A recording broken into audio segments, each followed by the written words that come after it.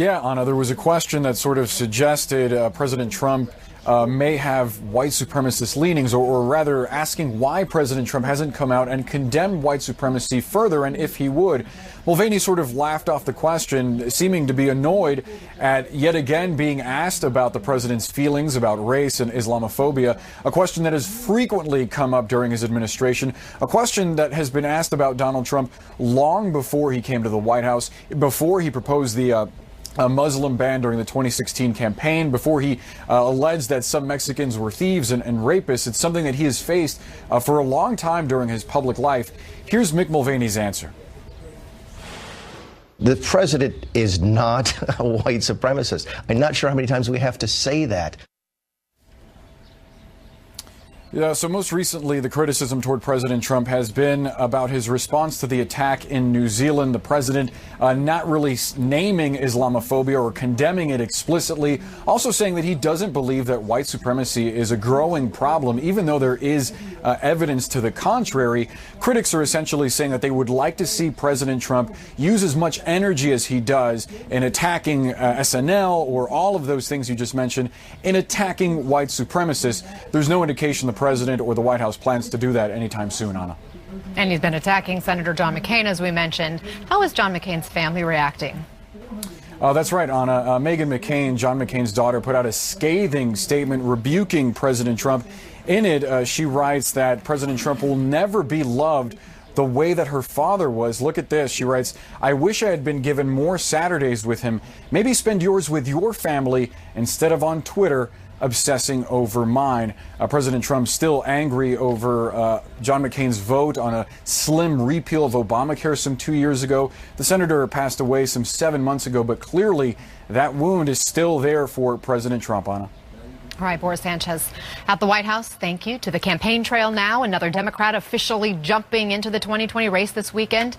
New York Senator Kirsten Gillibrand formed an exploratory committee a couple of months ago, but today she declared her formal candidacy. Watch. We need a leader who makes big, bold, brave choices. Someone who isn't afraid of progress. That's why I'm running for president. Gillibrand's announcement ends with an invitation to join her at the Trump International Hotel on March 24th, where she plans to deliver, quote, her vision of restoring America's moral integrity straight to President Trump's doorstep. And joining us now, CNN national correspondent Athena Jones. Athena, Gillibrand is now one of 6 women who've jumped into this 2020 race in the Democratic field. How is she trying to distinguish herself when it comes to gender issues? Well, she is running unabashedly on gender issues. She's really the only one of these women who's highlighted these issues so much. She's put it front and center. She made her announcement talking about herself as a young mom willing to fight for other people's kids as hard as she'll fight for her own. And so she's continuing in that theme, focusing on issues like equal pay, paid family leave. This is something you hear her stress at all of her appearances, all of her Q&A sessions when she's been meeting with voters in the last couple of months during this exploratory phase. I will say that she did have a pretty bad headline last week when it comes to this reputation she's established for herself as the kind of the Me Too senator. She has been a champion of protecting women from sexual harassment and sexual assault in the workplace, in the military, on college campuses. And last week, her Senate office faced accusations that they had mishandled a sexual harassment complaint within that Senate office last summer. So her office insists they handled it well, and maybe there was a little bit of miscommunication after the investigation they carried out on the staffer, who was eventually fired. But it's still not a good mark for someone who has made a name for themselves by being a champion of women. All right, so she's hoping to do a reset here. Thank you, Athena Jones, for that reporting. Former Vice President Joe Biden coming very close to announcing his candidacy in the 2020 presidential race this weekend. And then he stops short. Watch this. I'm told I get criticized by the New Left. I have the most progressive record of anybody running for the if anybody who would run.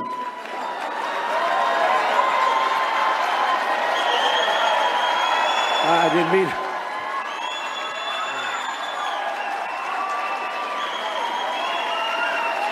With anybody who would run.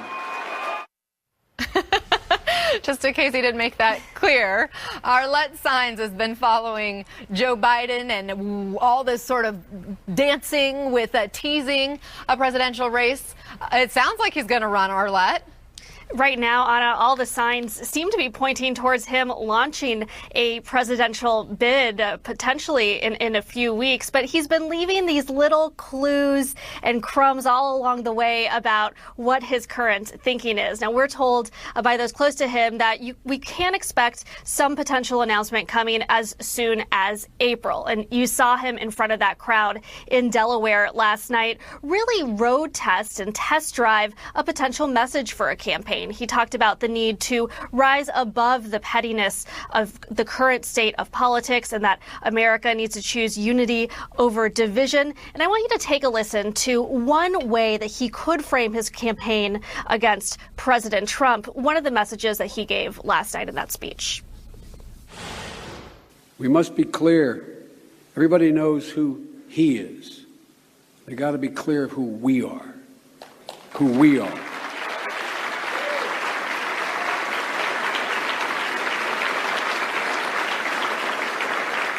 You've got to understand that we Democrats, we choose hope over fear.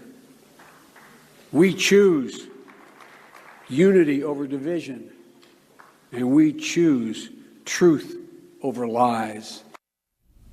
Biden also very directly went after President Trump, criticizing his response to the clashes in Charlottesville, also criticizing the tax cuts and the recently released budget. This is definitely showing that Vice President Joe Biden is willing to directly take the fight to President Trump as he's gearing up for a potential campaign. Anna. Arlette Saenz, thank you. Now a slew of 2020 Democratic presidential candidates hitting the campaign trail on this St. Patrick's Day. We have Senators Amy Klobuchar and Cory Booker in Iowa, former Congressman Beto O'Rourke in Wisconsin, Senator Elizabeth Warren is meeting voters in Tennessee, Hawaii Congresswoman Tulsi Gabbard is in California, and former Obama cabinet member Julian Castro is in South Carolina. Let's talk it over with Democrat Bakari Sellers, attorney, CNN commentator, and former South Carolina House member, and CNN political commentator Tara Setmayer, host of the Honestly Speaking with Tara podcast. Bakari, aside from that slip up about running that so much of the focus has been on, Biden was defending criticism from other candidates and those in his party who don't think he's progressive enough. Do you think that's the crux of why he hasn't jumped into the race yet? Well, I actually think that he doesn't lose anything by waiting any longer. In fact, I question why so many people jumped in so early. Sometimes, I mean, the donors aren't going anywhere. This pie is going to be split up so many ways to Sunday. And Joe Biden has name ID, so there's really no rush. Talking about his progressive bona fides, he was vice president of the United States to Barack Obama, who, for everyone not named Bernie Sanders, was a very progressive president. And so he does have some bona fides. But again, he has some of those issues. And one of the things that Joe Biden is not looking forward to are people coming back in his record from the 70s, 80s, and 90s talking about things like Anita Hill and the crime bill. And so those are going to be issues that he has to deal with. But I'm ready for Joe to get in. I think the field is. There's only one more name that's not Joe Biden that people are waiting to see what they're going to do. And that name is Stacey Abrams. And then we'll have a full field. Oh, my. Tara, happy St. Patrick's Day. And take a look at how the official GOP Twitter handle is celebrating the holiday. You have a picture of Beto O'Rourke, referring to him as Robert Francis, with a mugshot from the 1990s saying, "Drink responsibly." Safe to say Republicans see him as Trump's biggest threat? I don't know if his biggest threat. I think Biden is his biggest threat, but a Beto-Biden ticket or Biden-Beto, some form of that could be formidable. But Beto O'Rourke is still relatively unproven on the national scene. Running for Texas against Ted Cruz is very different than running for president, and we've seen that with the opposition research dump just over the last couple of days into him. But let me say something about that tweet. It's utterly tasteless. What is the National Party doing with sending out a tweet like that? That's embarrassing, and they should be ashamed of themselves. I mean, if you want to go after Beto O'Rourke, go ahead and do that. If you want to call him by his government-given name, God-given name, then fine, do that. But to the implication of it with the mugshot, with implying drinking, the Irishman thing, it's just completely beneath what a National Party should be doing. And this is it flows from the top. This is the tone that they're setting for the National Party. It's just like what Trump does with the insults and the low blow, low class, low brow attacks. I think people are sick of that. And Beto O'Rourke's campaign so far, thin on issues, but he's been talking about unifying the country, and I think people will resonate with that. And he did not hit back. He was asked about that tweet, right. and he did the, they go low, we go high right. tactic there. But Bakari, is that an early indication of how dirty this fight's going to be? I'm not sure how dirty this fight is truly going to be. I mean, when you get to the general election, it has to be dirty because Donald Trump is just a dirty competitor. I mean, at the end of the day, unfortunately, you're going to have to get in the pen and roll around with pigs. That's what people don't like about politics. But you can't have Donald Trump talking about your wife and saying your daddy was on the grassy knoll. I mean, that's certain things that crosses a line. You got to punch back. But in the Democratic primary, I don't think it's going to be that dirty. I do think that people are going to call out Beto O'Rourke for being having a lack of policy, as Tara said. But even more importantly, you have rising stars who are just shining through in the primary season already. What comes to mind is I think that a lot of people are getting caught up on Beto and Biden. But the name that's skyrocketing is Buttigieg. If I said that right, I hope Pete doesn't yell at me Mayor for that. Pete, but, Mayor Pete, right? Mayor Pete is I hope he puts that on the ballot. It should just have Mayor Pete on the ballot. But Mayor Pete has been a shining star from his interview today with Chris Wallace to everything that his town hall right here on CNN. And I think that people are looking at him and they're saying to him, this is what we expected from Beto O'Rourke, but we get it from the mayor of South Bend. And so we have an amazing field. It's just going to get better and better. I got to get both your takes on the president's continued attacks on the late Senator John McCain. Tara, what gives? Listen, every time this happens, I have to say this over and over again. The President of the United States has zero empathy. He has zero moral compass. And he attacks John McCain because John McCain is more of a man than Donald Trump could ever hope to be. Donald Trump is a silver spoon draft dodger. John McCain is an American hero who suffered as a prisoner of war in the Hanoi Hilton for many years when he could have used his privilege to leave and did not do so and stayed there with his fellow soldiers. Donald Trump has zero idea of what that kind of honor and selflessness means. And the fact that he continues to go after John McCain, even in his death, is despicable, and it shows what a sad, soulless person Donald Trump is. And the people who continue to make excuses for that, shame on them too. Bakari, what's your take? Well, my take is simple. I think that the President of the United States is a sociopath. That's first. I think anyone who goes after someone who is a hero.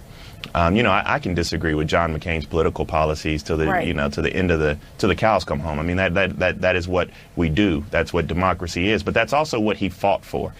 He fought for our freedom. He fought so that we could have this exchange of ideas. And so he truly is a hero. And on days like this, I feel for Cindy and I feel for Megan, his wife and his daughter, for having to go through this again. But it also makes me question the lack of testicular fortitude and the lack of courage and the lack of heart of the Republican Party today.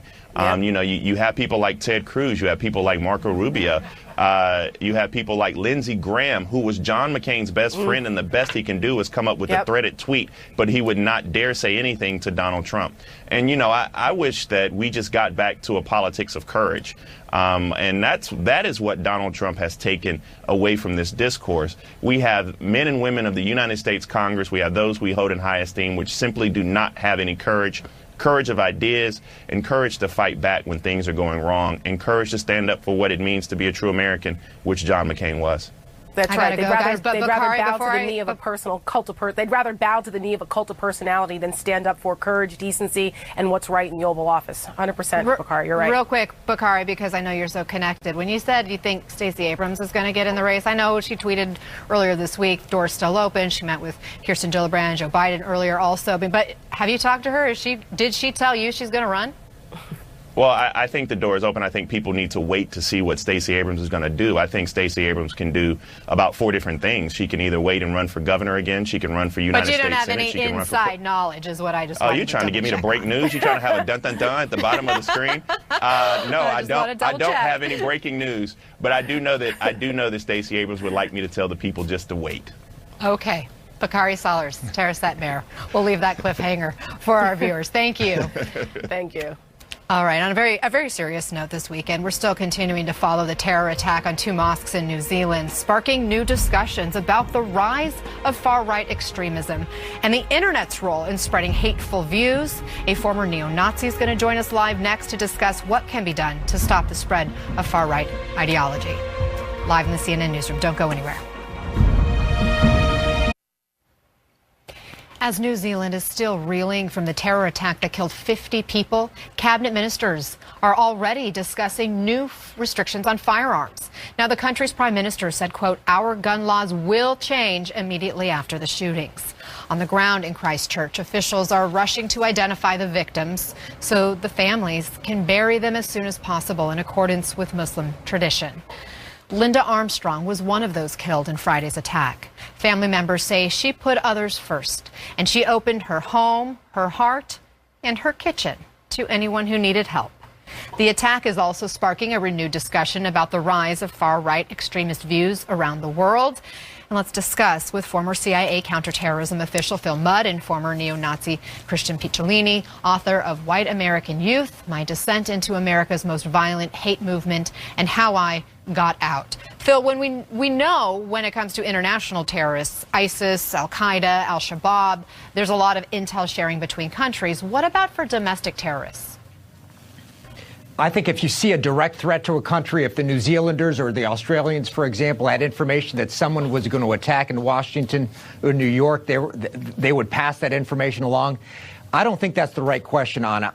I would look at this question and say after 9/11, politicians rightly gave the intelligence community and law enforcement like the FBI a charge. They said make sure there's not another 9/11. People didn't talk about white supremacists, right-wing extremism. There has to be a conversation not among intelligence professionals. They'll pass the information if they get the political authorization to do so. There has to be a higher level conversation led by the White House that says, look, we did ISIS, we did Al-Qaeda, now we have to add another element, and I'm giving you, the intel guys, top cover to do that. That doesn't start from the bottom, Anna. That's got to start at the political level. And let me come back to the resources in a second, but here we are now in the wake of an attack like we saw in New Zealand, Christian, and I'm wondering, what are white supremacist groups doing right now? Are they feeling emboldened, or are they retreating because of an increased focus? No, they're absolutely feeling emboldened. They're celebrating this as an act of heroism on online forums. But I can tell you, this isn't just a recent rise. This is something that's been happening for 30 years. This is since the late 80s. White supremacists, when I was a member of that movement, were going underground into law enforcement, into the military to get weapons training, and even running for political office. So this is a long time coming. You know, they knew that they were unappealing to the average American white racist in the 80s and 90s. So they've transformed themselves into a more palatable image and a more palatable message. And this has always been transnational. Connections between extremists existed back in the 80s and 90s when I was involved, and even in 91 when I was approached by folks from Muammar Gaddafi in Libya to fund my organization for a race war against the Jews in America. These connections have existed for a long time, and we can't ignore them anymore. Phil, places of worship, soft targets, right? Providing easy opportunity for terrorists. Is boosting security at mosques, churches, synagogues the answer? Boy, I'm not sure that's the answer. If you look at what we faced after 9/11, you'd have to start to say we started with airlines, then you go to places like subways. We saw an attack on a major attack on a subway in London in 2005. Buses, you go to places like schools, you go to every government building, every federal government building across America. We've seen attacks on military recruitment centers. At some point, you have to step back and say, look, we have to persuade our children we cannot protect every place on the planet. If you see something on the internet that suggests you want to commit an act of violence against a Jew, against a black person, against a Catholic, against a Christian, against a Muslim, the murder of innocents is wrong. Look, I'm tired of the conversations about whether we protect every facility by asking a 6-year-old to go through a metal detector. I don't think at the end of the day that's the answer. And I asked the question because I am seeing discussion about this sort of thing online on social media. Christian, do you believe armed guards at houses of worship could prevent someone driven by white supremacist ideology from committing an attack like the one we saw in New Zealand? Well, I think, vulnerable places need to be protected, but I think what we need to do is protect vulnerable people before they become radicalized. Because ideology is not what leads them there in the end. It's the pre-radicalization, it's the trauma, it's the abandonment, it's the isolation, it's the marginalization, and even the mental illness that leads people to the fringes to accept this narrative. And when they're there, somebody is absolutely waiting to give them this narrative. So I don't know that armed security guards are necessarily going to stop this. What we need to do is protect our most vulnerable communities online, like depression forums where they're targeting people, or autistic and Asperger communities where they know vulnerable people might be that maybe aren't making connections in real life. And those are the people that we really need to protect. We're failing our children right now. Phil, talking about prevention here, we know DHS has cut resources for a program that funded community-based efforts to prevent radicalization and recruitment to terror groups. Is the U.S. investing enough resources to deal with extremism, especially white supremacy? Boy, I'm not comfortable with this. I think Chris hit it dead on. Let's make sure we know what we're talking about. We're not talking about criminal behavior. We're talking about whether you want, in an open society, the federal government to step in when they see online activity that's not criminal and say, look, we're responsible for hate speech. Hate speech may not be illegal, but if someone is talking about hate, we need to intervene. We need communities to say, I want federal government support to intervene with a child who's never committed a crime, but is talking about hate. I think I'm comfortable with that as an American citizen. But you realize, Anna, we're stepping into a situation where we're asking the federal government to intervene with a 16-year-old before that 16-year-old ever does anything wrong. I'm good with it. I think a lot of Americans would say that's a violation of free speech, and I don't want the federal government looking at Facebook. That's the choice you make. If you don't want them to look, you're going to get people who go down the path Chris described. He nailed it. But let's just really quickly follow up. And I don't have a ton of time, but I remember covering a case when I was a correspondent in Colorado dealing with a young woman who had been recruited by ISIS, who ended up going to prison for being a recruit. And FBI officials contacted her prior to her taking any actions that would have, been deemed a crime. So how is this different? Well, listen, there are Americans that are going over to the Ukraine right now, to places in Eastern Europe and even Russia to train in paramilitary partisan camps, and then going off to fight in Ukraine or coming back to the United States. The same thing that's happening to young people flying to Syria to join ISIS is happening to young Americans now joining, extreme right paramilitary groups overseas. This is now a transnational terrorist network that needs to be addressed here in this country. We don't call it terrorism here. We don't have a domestic terrorism statute.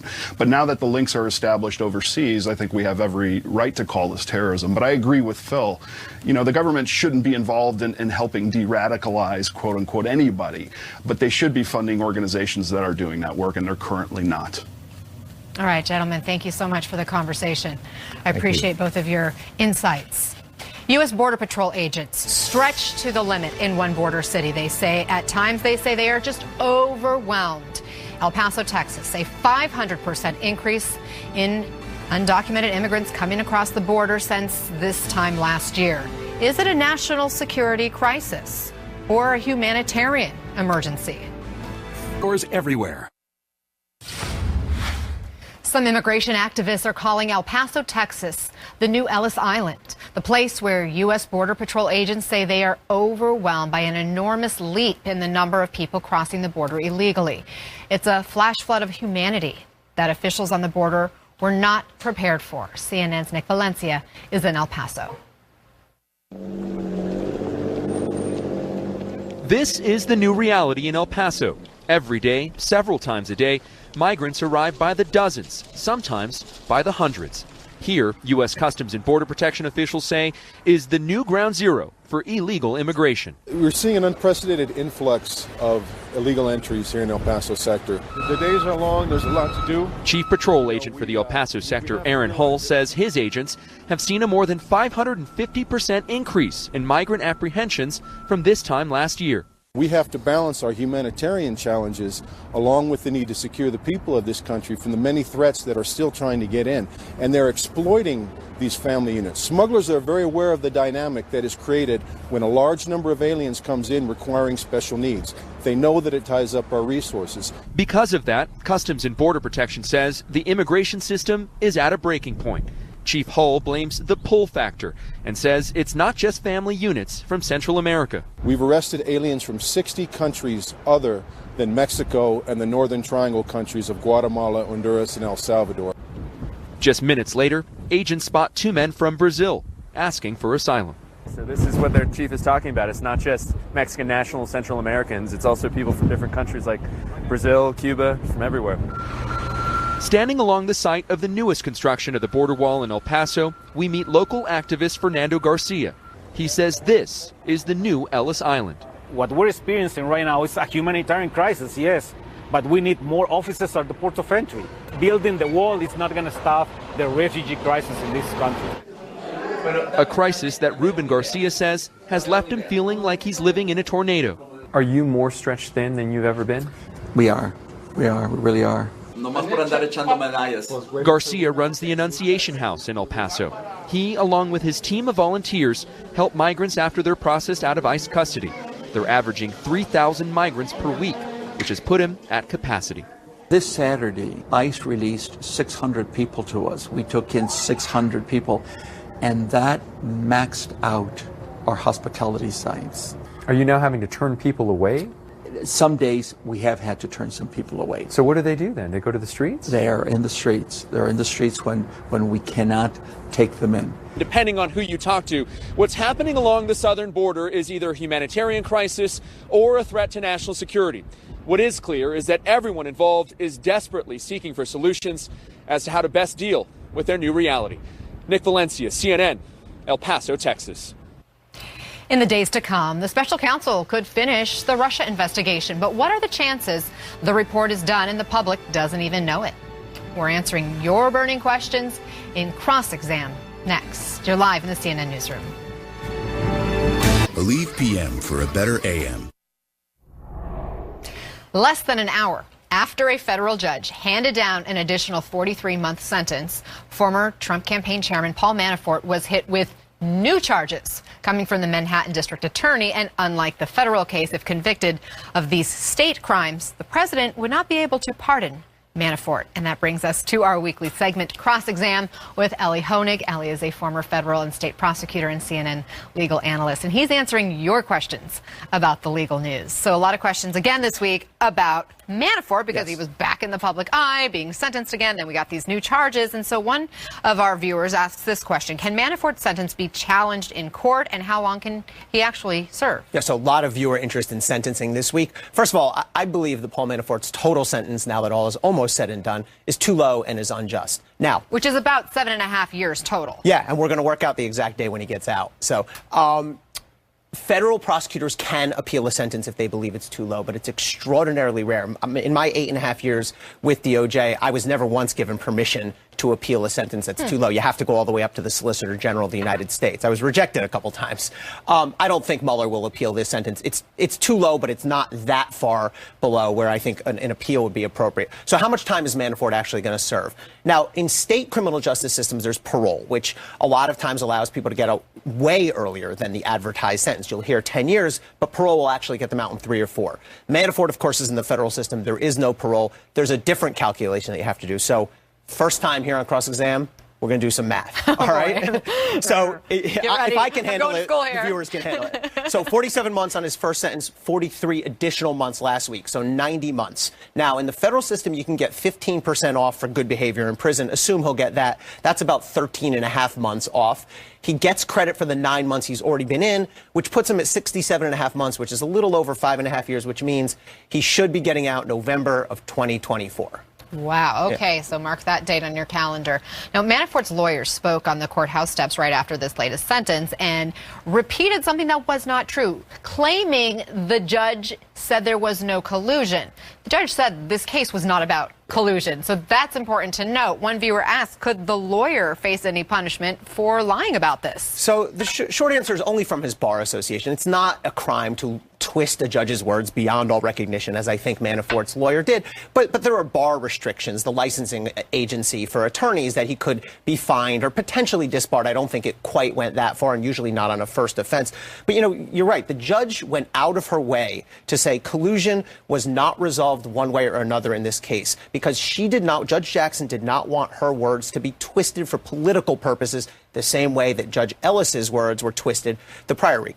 Look, there's obviously a difference between this case has nothing to do with collusion versus this case proves there was no collusion. Now, despite Judge Jackson's efforts, it took a couple minutes until Manafort's attorney promptly twisted her words for political purposes. The president did so shortly after. Look, he's obviously Manafort's attorney's playing for a pardon. My view is, if you want to play for a pardon for your client, go ahead, but don't do it dishonestly. There have been a lot of reports that Mueller's investigation could be coming to an end. And so one viewer asked, is it possible that Mueller has already submitted his report to Attorney General Bill Barr and the public just doesn't know about it yet? It is possible. So the regulations that Mueller is working under require him to file a confidential report with the AG. And it's possible Mueller just walked it over to him, and neither of them is going to leak. So it is possible that it's on the AG's desk.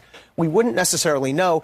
The big decision then is going to sit with Attorney General Barr, who can decide whether and to what extent to disclose the report to Congress and the public. And a big thing happened last week, which was this vote in the House of Representatives, 420 to 0. You don't see 420 to 0 on anything. It was a symbolic vote, but I think it's important politically because it shows how strong the political pressure, bipartisan, is going to be to release this report. And it tells us that if Barr tries to sit on it or squash it, count on the House of Representatives to fight like mad to get that out. Quickly, what are you watching for in the week ahead? What's going to happen with Rick Gates? We learned last week he's cooperating in multiple ongoing investigations with Mueller, perhaps the Southern District of New York. I think there's going to be more shoes to drop there. Second of all, does Mueller have another round of charges before he wraps up? I think he does. I think there's too many people where I can't quite explain what's gone on with them. Corsi, they gave him a charging instrument that he never pled to. Donald Trump Jr., there's still questions about. Eric Prince, there's still others. I think he's got one more round in him. And the last one, changing topics a little bit, what are we going to see next in this college admissions bribery scandal? Again, we're going to see more. This is going to grow out. People are going to cooperate, and as they cooperate, more people are going to be implicated.